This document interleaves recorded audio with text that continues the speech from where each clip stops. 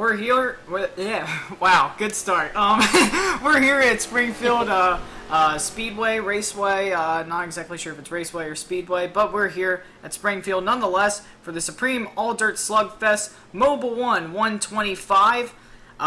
And we're here with practice. 14 minutes, 20 seconds remaining in this session right now. We have a pretty good attendance right now. We got about 6 cars out here. And that's the most that we've had so far, the entire duration of Dirt Series, I guess.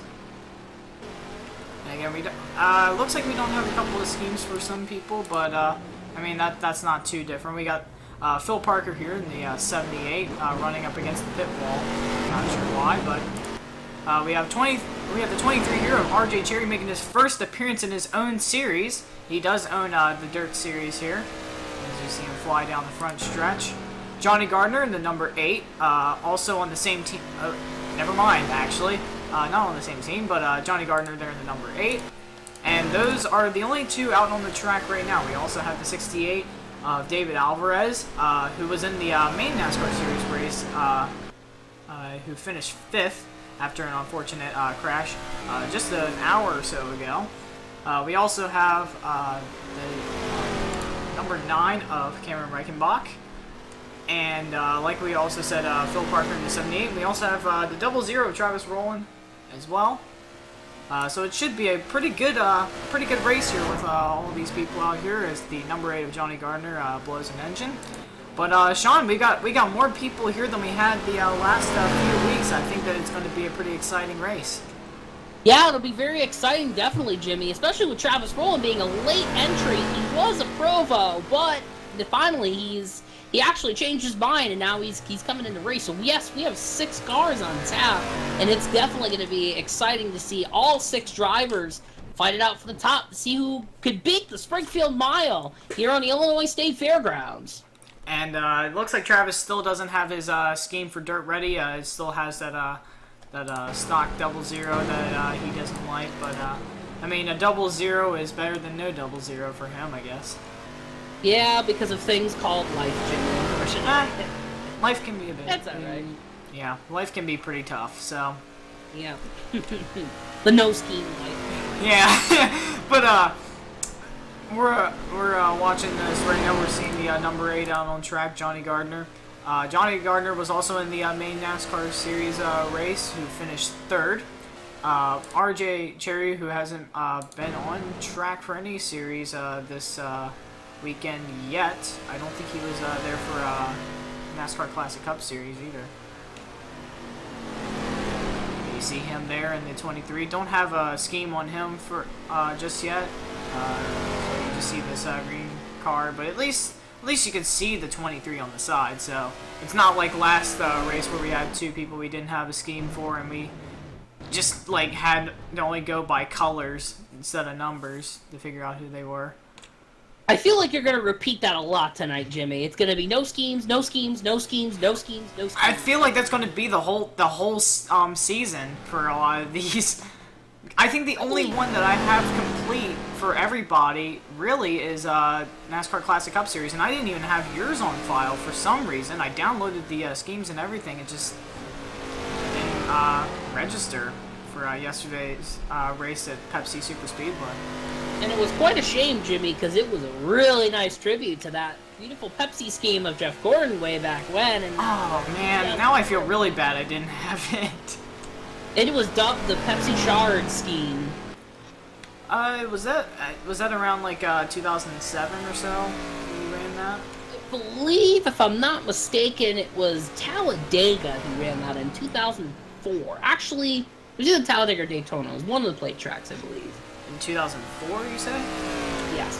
If I'm not mistaken. Or it could be 03, I'm not sure. When you said Pepsi Shard, I was thinking of their 2007-2008 logo with like the Pepsi Burst type of thing, where it had like those like crystals in the logo. If you saw it, you would know what I'm talking about, Jimmy. It's more of a visual thing. Well, yeah. Whatever, it's fine. We missed out on a great scheme, and I feel sad about it. That's the end of the story. Shame on you, Jimmy. Just kidding, just kidding, just kidding. That's fine. But, yeah, we're ready to get this race started. We have 9 minutes and 36 seconds of practice remaining. I almost said minutes again. There's the number 9 of Cameron Reichenbach coming out to make some more laps. He's on the board here in third place with a 27.765. The one out in front now is Johnny Gardner with a 27.690, trying to get 2 poles in one weekend because he got the pole at the main NASCAR series. Now he's trying to get another one here tonight. Absolutely, Jimmy. Already, yes, at the top of the board, and yeah, I don't want to remember that main NASCAR Series race just about a couple hours ago, but yeah. Oh yeah, yours truly, Sean Fay. Well, not yours truly. That was kind of a dumb way of saying that, but yeah, Sean Fay here, who was part of the main NASCAR Series race, finished 4th. I understand that it definitely did not go the way you wanted it to go, but at least it was 4th and not 7th. Oh, it never goes the way I want it to go, Jimmy, but maybe someday it will. You never know. That was a very Kyle Busch statement. I apologize. Anyways. Oh, that's whatever. Drivers have bad days like everybody else does. Drivers are no less or more human than anybody else. Yeah, and speaking of bad days, talk about RJ Cherry, especially in the truck races. He hasn't had the best of luck. Yeah, that NCCS race at Atlanta, he was not having the best day there. He was getting into the wall and everything, spinning out. Tough. Everybody was Mr. Tight, but he was Mr. Loose for that one. Sometimes Mr. Tight as well. And it seems like Rob Evans, who should have been here tonight, but unfortunately due to some real life issues, was not able to come here, or just real life obligations really. Could not come here tonight. It seemed like that he has been favoring the apron a lot in turns, and that's been causing him a lot of troubles. He seems to have the car to keep himself in the lead. It's just the apron always catches him at the wrong times. Yes, we have Mr. Tight, Mr. Loose, and Rob is indeed Mr. Apron. Yeah, he's definitely flirting with the out of bounds line a lot, as Mike Joy would say. Yes, absolutely. But here we are. We have Cameron Reichenbach here in the Budweiser. He was here for the New Egypt race. I don't think he was here last week for dirt, but he is here today. He flipped over at New Egypt. That was an early exit for him, but luckily the finish in that race was pretty good. Yes, and especially with Travis Rowland in the 0-0, he fought back big, but then he just, I don't know, he gave it up, I guess. But that didn't work out well for him. But still second place. I mean, very good points finish. And this is the biggest track that we've gone to this time. Let's see how big it is exactly. Let's go to the It is a 1 mile dirt oval. That might be one of the biggest ones that we see this whole season. Yeah, it's a very interesting one. Think of almost Dover, but with dirt. And with definitely less banking. Well, yeah, for sure. But I mean, Dover's a mile, and this is a mile, and yeah, that's it's pretty much like you said. Yeah, dirt. Yeah, I mean, it's Dover. The monster dirt mile. Dirtfur. Yeah. Yeah. Okay. Anyways, there's Travis going into the turn 1 wall at like, what was it, like 120 miles per hour. That was pretty nice. There's RJ coming off of the pit lane. Interesting thing about RJ Cherry, he was a part of Chance 3 Motorsports, got transferred over to, I would believe, Sean Fay Motorsports. Is that correct, Sean? That is absolutely correct, Jimmy. Yeah, it was a deal that was worked out. Initially was looking like a trade, but then the owner of Chance 3 wasn't too interested in the trade. So then it turned out that RJ Cherry came over to SFM on a deal, and that Chance 3 got nobody returned. So. But Chance 3 still has 3 drivers under its belt, 2 of which are active right now. The third one is doing something called commentating. Not exactly sure what that's all about, but it seems like that they still have a decent team. And hey, and for Sean Fay Motorsports, it's just more of an advantage. More drivers means more chances to win. I mean, and think about it now with RJ Cherry and Travis Rowland out on track right now. two of the three. Actually, if you think about Cameron Reichenbach too, so we had a whole SFM team on the field, whereas Johnny Gardner is the only car on track. And I don't believe, Sean, you're signed up for dirt, are you? I am not, and I don't intend on racing in any dirt racing. So you have your whole dirt racing team out here tonight. I do. It's a full crowd. Exciting. And I have one right now, Johnny Gardner, there in the 8, who is slow on the track, but hopefully that's not any sort of indication of how he'll go today. Same with everybody else. I'm trying to not be biased here, but you know, since it's a practice time, we have enough time to let our guard down just a bit and just discuss stuff, you know, as team members. Yep, and as well, Travis rolling up at the top of the board with a 27.640. He definitely beat that. Oh, and the 9 just took that by what was that? That is 8 1/1000ths of a second. He took that back. Yeah, I was just about to say Travis Roll was at the top, but Cameron Reichenbach said, no, I'm going to sneak on in there, so a 27.63. It's very close between the top 3. That's only about 3 1/100th of a second difference between all 3 of those guys. They're definitely finding that tight little gap in that time. And the top 2 have been in were in the first race, and the third place car is a Chance 3 car, and that seems to be the way that it's been for these last couple of weeks for dirt. It's been that kind of trio. So yeah, what an interesting top 3 we have right now, and they're all fighting pretty close. But also don't forget that the 68 of David Alvarez is only a 1/10 of a second behind them, so he has just a bit as much of a chance than everybody else here. RJ Cherry is the only one who isn't within a 20-second lap time. He is 28.165 in 5th place, and the 78 Phil Parker has not made a full lap yet, so we do not know exactly can even race or not. I mean, I haven't had confirmation of that yet. He is in the server, but it doesn't. Again, as you said, Jimmy, You did see him there for like a split second. Yeah, there he is, and looked like he phased out of existence here for a moment, but he's back on track. Maybe he'll try to make a lap here or two, and we'll see how it goes for him. Phil Parker making his debut start here in dirt. We actually have a couple of drivers making their debut. That which RJ Cherry, and I don't think the 8 of Johnny Gardner, he did that last week, right? I believe he did. I think so. I believe he did. But yeah, we have 2 drivers here who are making their debut starts here. Oh wow! Right as we saw the 78 go off the track, we just saw 2 cars drive right up into the wall, right where he disconnected. That was a pretty good camera shot there. Yeah, and confirmation, Johnny Gardner did race last week. He received 106 points for 4th place finish. But yeah, I thought that's how it went, but yeah.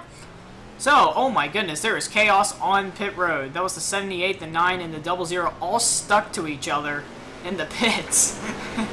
oof.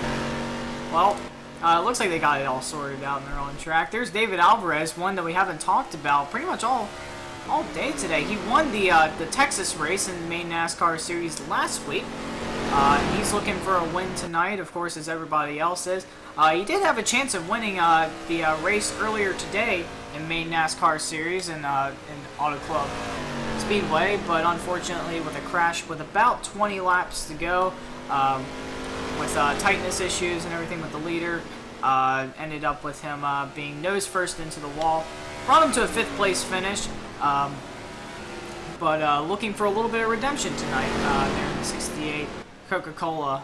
I guess that would be Chevrolet, late model car. Yeah, I know it's tough to tell with these late model cars which model they are. Actually, I don't really know if these late models even do model. I don't think that. Maybe they use like the bare essentials of like a car like from Chevy or something like that as a base. But the sheet metal and the roll cages and everything are completely different from the design. Wow, the 68 just hit the inside, the the beginning of the pit wall there, that was a pretty hard hit for him. Then again, that was probably a stupid question in my regard, but because obviously I'm sure they use makes of some sort, like Chevys, Fords, etc. But I don't know. I didn't know. Well, look at that. That's definitely interesting with the top 3 times, 690, 640, and 630 for all the top 3s in the 20. Wow, I didn't even notice that. That's an even number. That is 5 100ths apart. On the track, that would probably be like 2 feet apart. Definitely nailing down a sweet spot, Jimmy. And, by the way, practice has completely completed, and now qualifying has begun. So and now, of course, the things that I've been saying in all these broadcasts, please direct your attention to the top left, where that's pretty much all you're going to really see anything happen. As we'll be looking at the qualifying times being ran in real time, but we won't be able to see the cars on the track because this game was made in 2003 and they didn't have that sort of forward thinking, I guess. Or maybe it was just technical limitations. Either way, we will not be able to see the cars make their runs on the track, but we will be able to see the times come in as they come in. That was very redundant, but redundancy is sadly the key here. Well, I mean, it's not necessarily the key, but it's the key that fits right now, at least. Yeah, sadly. But we look at that carnival back there. It's not really even a carnival. They have roller coasters and everything. So maybe we'll see a roller coaster race. There, Jimmy.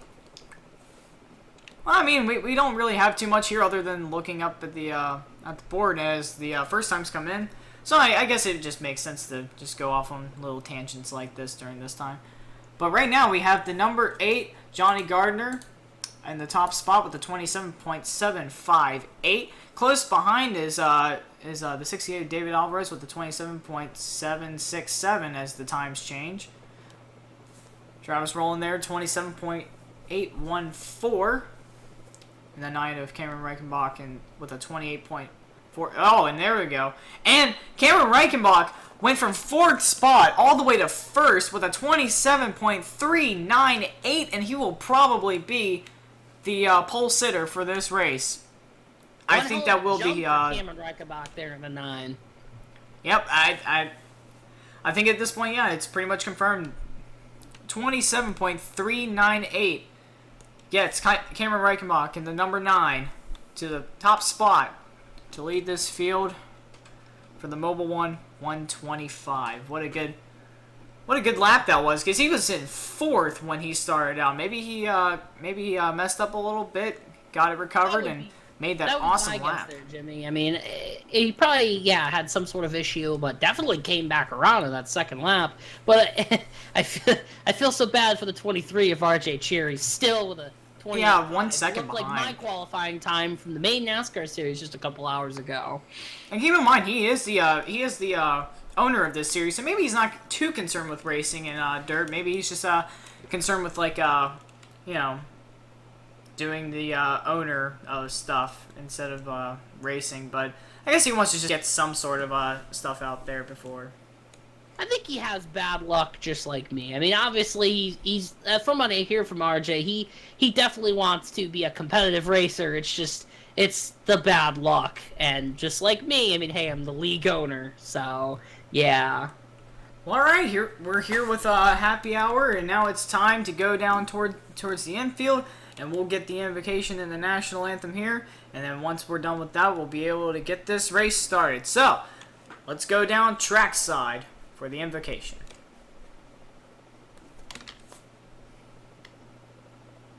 And now, for the invocation. Would you please pray with me? Most loving and gracious God, as we come to you today, we thank you. We thank you for this day and this opportunity to come together and to pray as free people. We thank you for the men and women all over the world that help to keep us free, that we might enjoy this day. Lord, we also come to you today and we ask for your safety. We ask that you be with the drivers, with the crews, with all of the safety workers, and with our world. And Lord, we finally come to you today and we simply ask that you would help us to understand what it is you want us to do. You give us the wisdom and the strength to do it. It is in the strong and beautiful name of your Son, Jesus Christ, we pray. Amen. And now, for the singing of our nation's national anthem.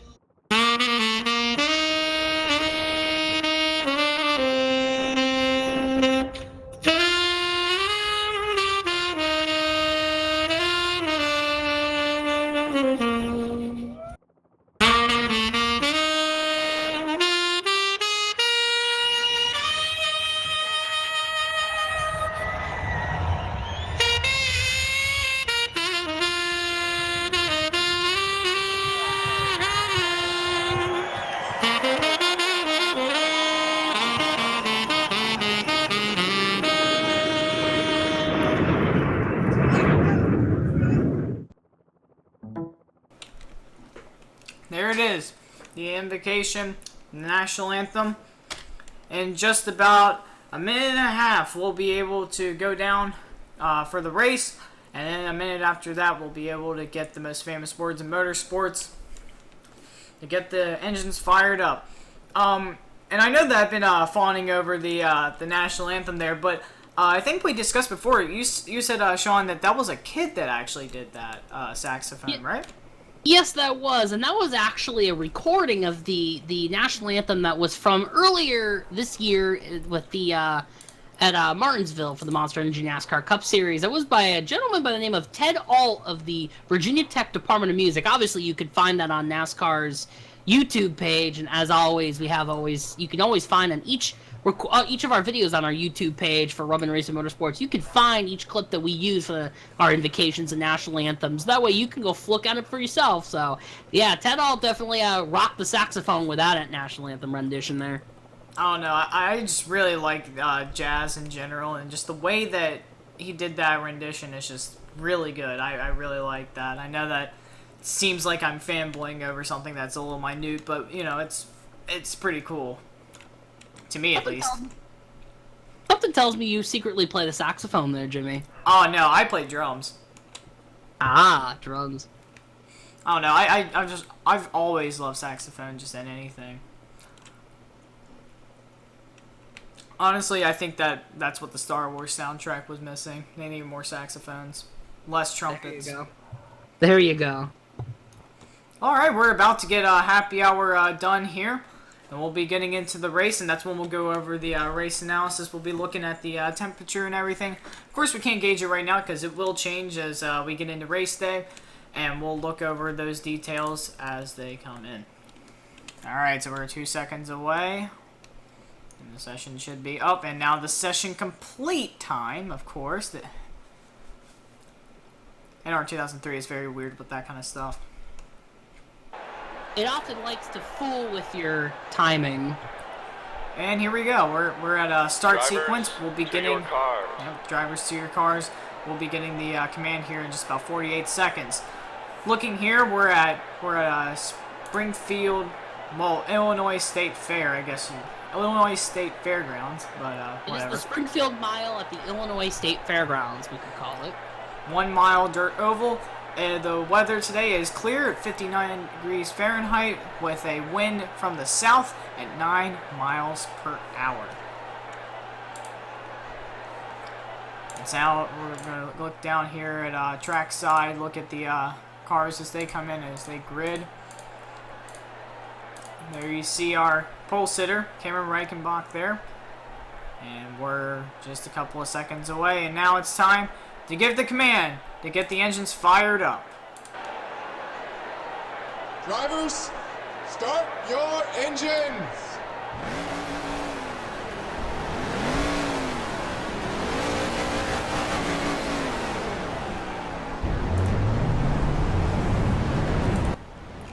So there you go. The engines have been fired, and I really have to thank Cameron there for revving up his engine there, because for some reason NR just does not play the engine sound, the startup engine sound, at least online for me. So I have to thank him there, because we were on board with him to get that engine sound to the command. But anyways, back to the race here. As a, I don't know why this is for dirt, but a Dodge Charger is leading the field for this race, but we'll just ignore that, and we'll look here. We have Cameron Reichenbach out in front of me, Johnny Gardner starting second, David Alvarez third, Travis Rowland fourth, RJ Cherry fifth, Phil Parker sixth. I thought we had a seventh car that would run, but apparently not. So anyhow, 6 cars to decide it all today. 30 laps here at Springfield. This is sure to be a quick race, but an exciting one.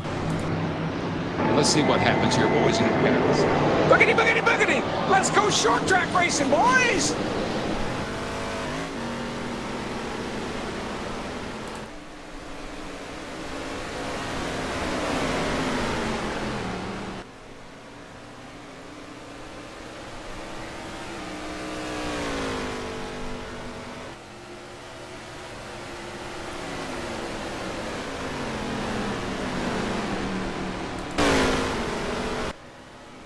Coming to complete lap 1. Travis Rowland back there hit the wall. I don't know if anybody noticed that, but life goes on as Cameron Reichenbach keeps his lead here over Johnny Gardner and David Alvarez. Travis, although hitting the wall, he rebounds and he's still in 4th place. RJ Cherry back in 5th. And Phil Parker really sliding there and hits the wall. Gathers it back up, but man, what a hard hit that was. Coming off of turn 4. There, Jimmy.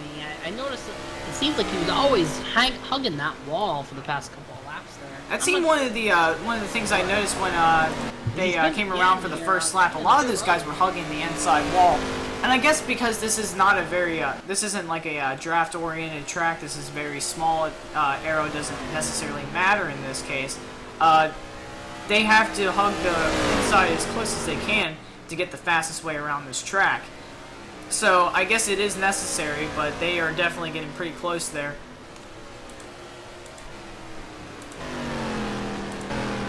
But they're pretty spread out right now. The top 4 are pretty close to each other. Just about 2 seconds separate themselves. RJ Cherry, the one that's most separated from that group, just a couple of seconds behind them. Phil Parker going into the pits right now, and he is gone. He has retired.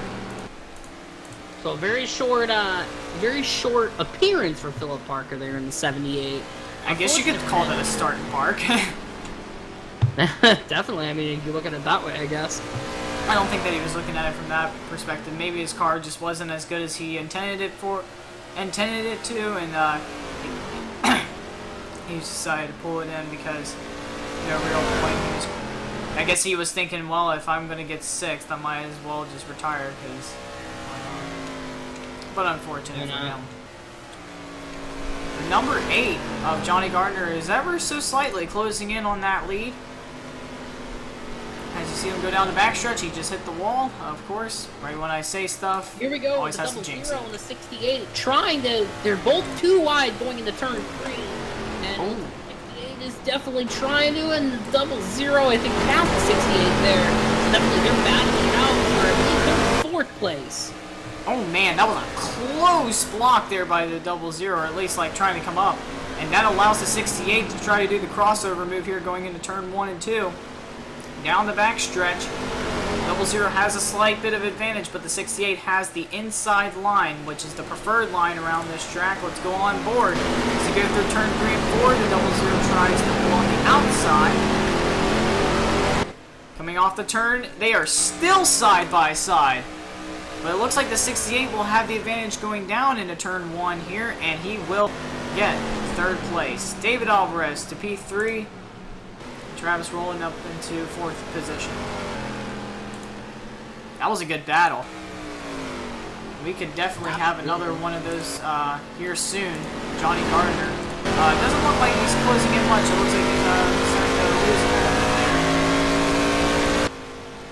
Actually, it looked like he gained there. He's about on par with the number 9 right now. So maybe as the race continues, we'll be able to see some more development. 1 second gap between the 8 and the 9, so we'll have to see if Johnny can close in on Cameron and get that lead possibly.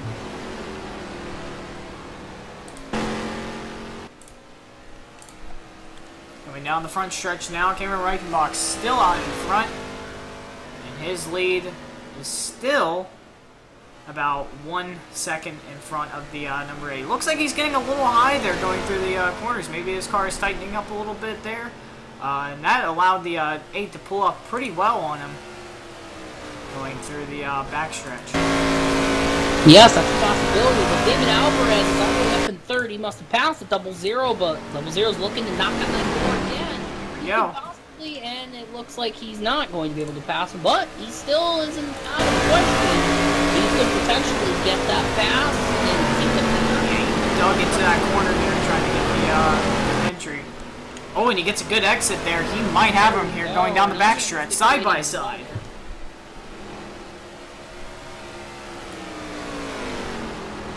He's going to drive it hard. He gets a really good entry, but that 68 seems to get a pretty good exit, too. You see him get that little short run there in the 68 as he comes off the corner, but Travis is able to reclaim third.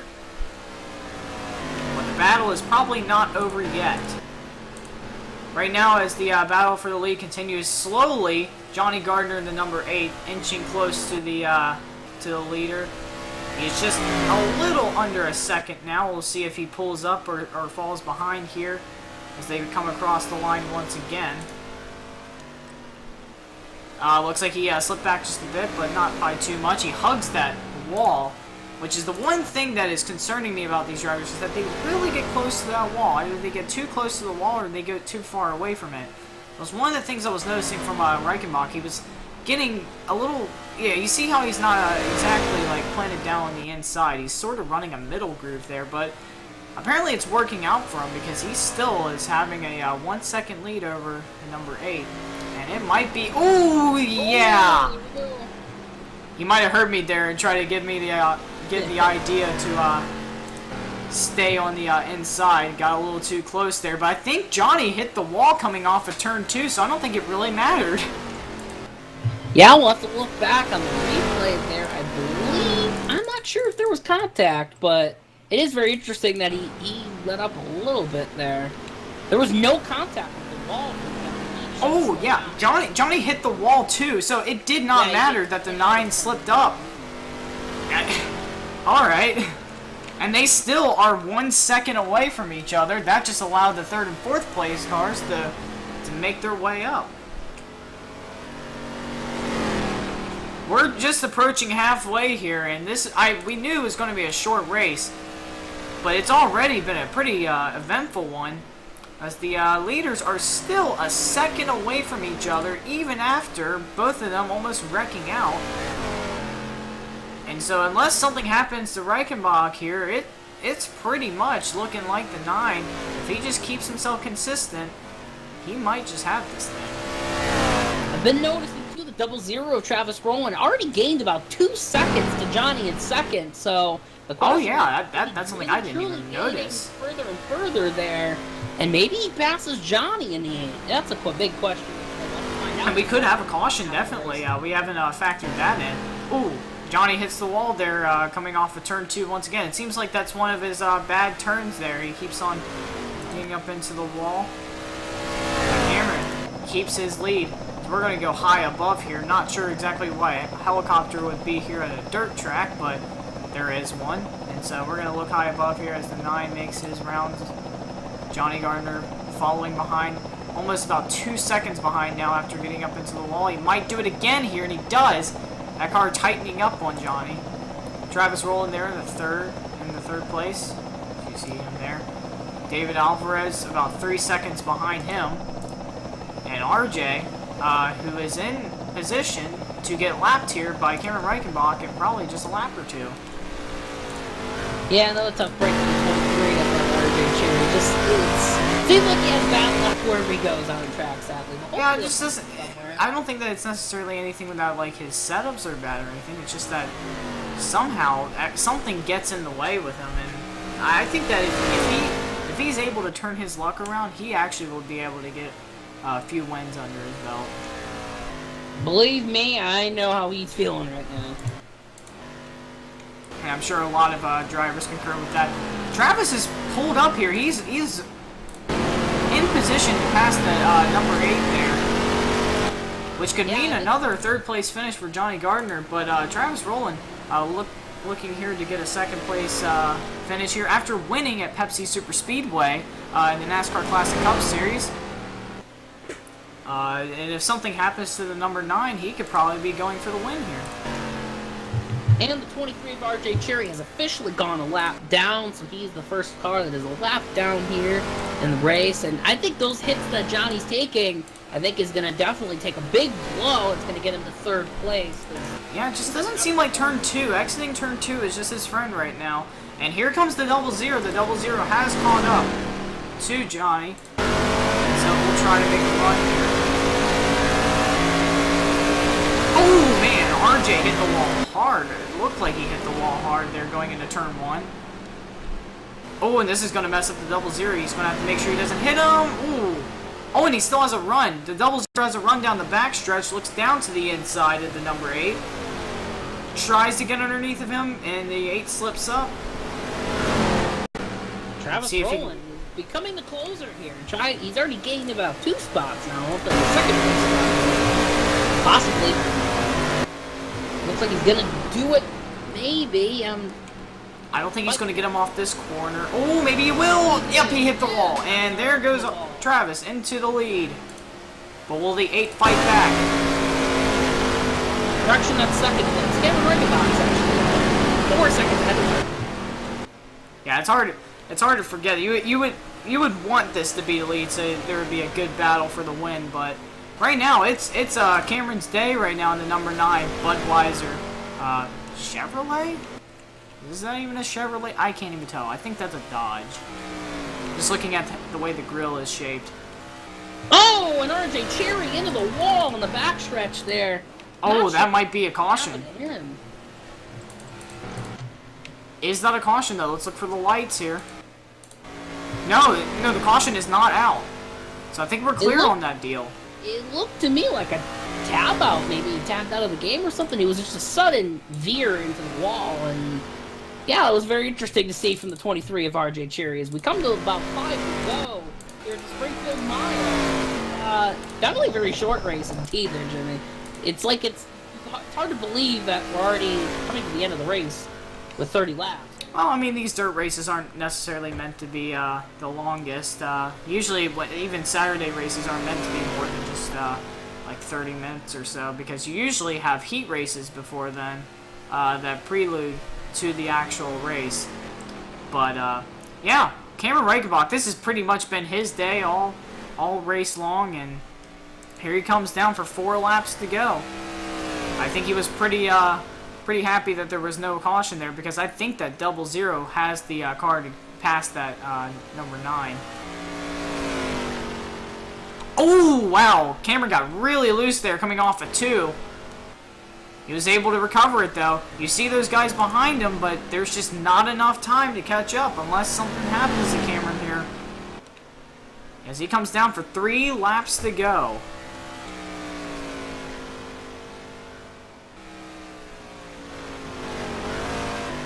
Hangs down on that bottom. Looks like he's pretty comfortable running the bottom in 1 and 2 now. But in 3 and 4, it looks like he rides up into the middle. I don't think that's really going to be a factor here. He really, he could just take it easy at this point. Those guys are 3 seconds behind, more than 3 seconds behind. I think he can, I think it's safe to assume that he might be the winner today. 2 laps to go.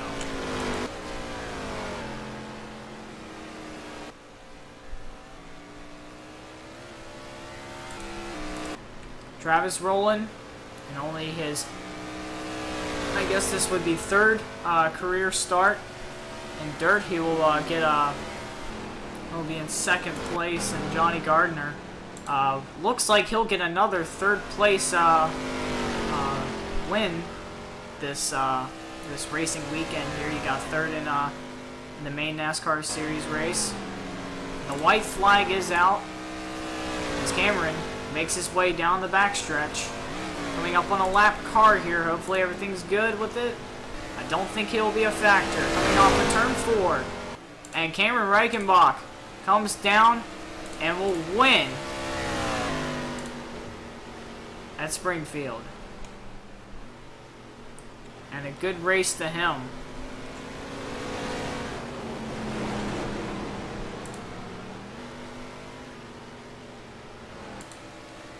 Alright, so it's Cameron Reichenbach in first, Travis Rowland second, Johnny Gardner third, and number 8. Tough break for him. He had a pretty good car, just kept on hitting the turn 2 wall a lot. And it will be the 68, David Alvarez in 4th place, RJ Cherry in 5th, a lap down, and then number 78 will end up 6th after retiring just after a couple laps. Yeah, definitely a tough break for the 78 of Phil Parker. As I mean, it depends on how the point standings go, but 6 is better than nothing, I guess. It puts him on the board. This is his first start. I mean, might as well get something on the board. Oh, and the 9 just wrecked out. I don't even think he even hit the wall there, but I think he's going to be coming around here to do some burnouts, like anybody else would. He comes around. There he is. But congratulations to Cameron Reichenbach after flipping over in New Egypt. He is now here with his first career dirt win. As he makes some victory laps. Yeah, maybe victory laps? I mean, I would have expected at least the Polish victory lap, but now he's just making high-speed turns. victory laps, I guess. But a good job to him nonetheless. Travis Rowland, second place. Not a bad finishing position after winning the NASCAR Classic Cup Series race at Pepsi Super Speedway. Johnny Gardner finishes third once again this race weekend. The 68, David Alvarez, getting a 4th place finish. Alright. So that'll be the end of the race. That was a very quick race, under 20 minutes. And I think it's safe to assume that one of the most exciting series that we have in Rubbin and Racing Motorsports is the Dirt Series. Definitely been lots of great racing. Regardless of how many drivers have shown up, it's been very exciting to see how each of these drivers see what they can do. And yeah, so it was a very short race today, but definitely some great action though out there. And it might be actually, Dirt might actually be more competitive because these guys aren't necessarily used to a lot of dirt tracks. A lot of these guys are used to concrete ovals. Moving over to dirt is a very weird transition, and so I guess that's why we see a lot more action out here. Absolutely, Jimmy, but it was a great showing though, especially for that 0-0. He had a very strong performance, gaining 2 spots from 4th to 2nd there. The question would be, if the race kept going on further, could he have actually fought for the lead, possibly even? And that's what I was thinking there towards the end. Yeah, but it was definitely some exciting racing here at the Springfield Mile. Well, I guess that will be the end of the race here and the end of the broadcast. Thank you all for tuning in to Twitch. Remember, tomorrow you want to tune in around 7 o'clock for the running of the Keystone Light Super Truck Series at Auto Club Speedway for the running of the California 250, and that will round up week 3 of Rubbin and Racing Motorsports across all series. And then we'll start week 4 with the NASCAR Classic Cup Series, and they will be at Watkins Glen International, and that is sure to be an exciting race for Sirius Satellite Radio at the Glen. So thank you all for watching. This has been Rubbin and Racing Motorsports. We're going to be signing off here. I'm Jimmy Powell, your main NASCAR main commentator, I should say. along here with Sean Fay, the creator and organizer of Rubbin and Racin Motorsports, here saying goodnight and farewell. Have a good night, everybody.